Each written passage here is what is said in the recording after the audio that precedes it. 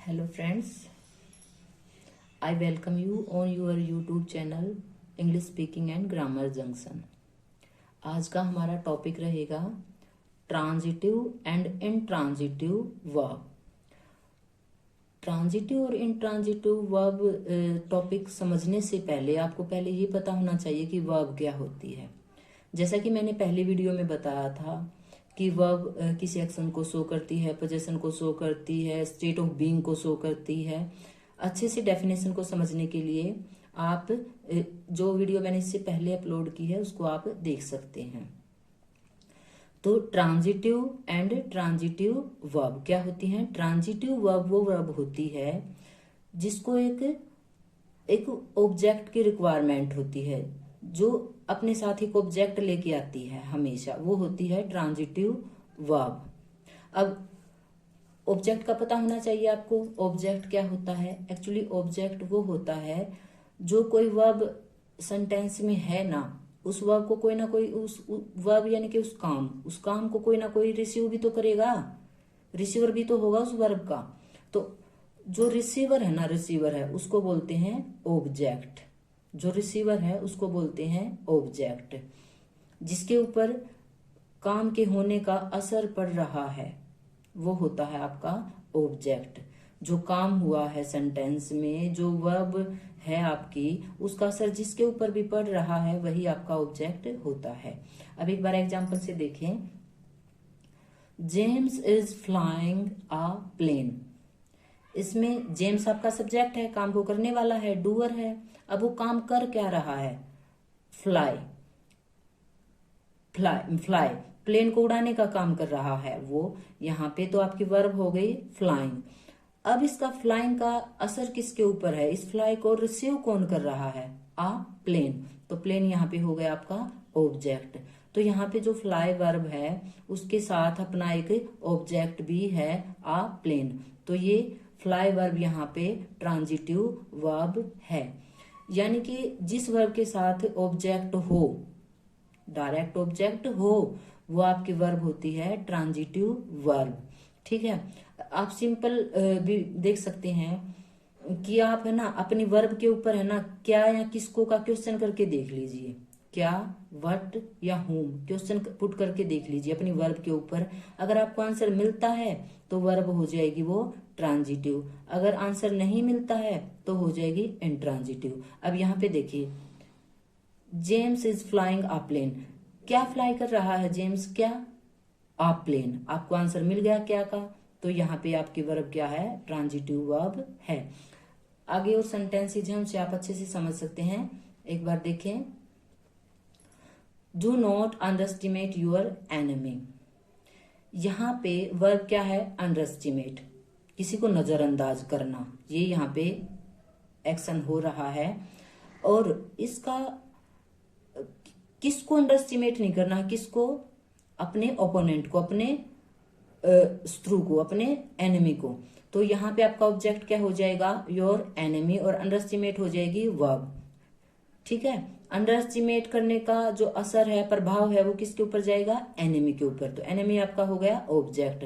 वैसे वर्ब के ऊपर क्वेश्चन करके देख लो, किसको अंडरस्टिमेट नहीं करना है? किसको? आप अपने दुश्मन को।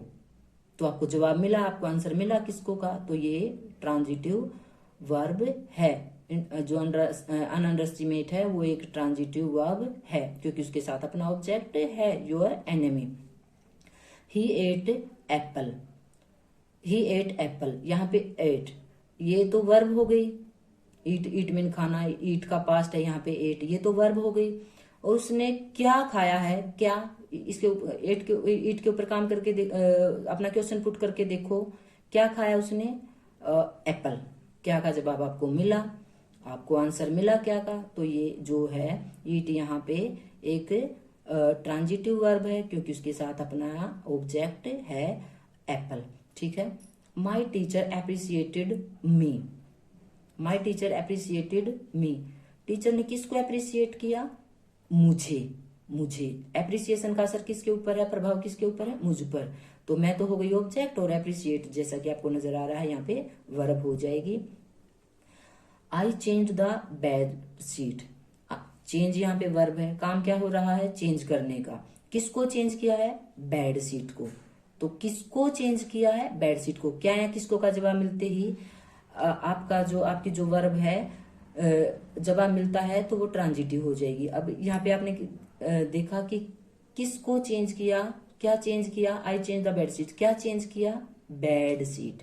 तो बेड शीट चेंज की है तो ये आपका क्या हो जाएगा, चेंज वर्ब जो है having object bed sheet, so it is transitive verb. Next है intransitive verb. An intransitive verb doesn't have an object. बिल्कुल ट्रांजिटिव वर्ब का अपोजिट रहेगा इंट्रांजिटिव वर्ब, यानी कि जिसमें ऑब्जेक्ट नहीं है वो इंट्रांजिटिव वर्ब। अब देखो फॉर एग्जाम्पल से आप अच्छे से समझ जाएंगे। Swati speaks confidently. स्वाति कैसे बोलती है, कॉन्फिडेंटली। बोलना स्पीक, यहाँ पे वर्ब है, आ गई पहचान में देखते ही सेंटेंस कि भाई स्पीक यहाँ पे बोलने का काम हो रहा, बोलना तो यहाँ पे वर्ब है।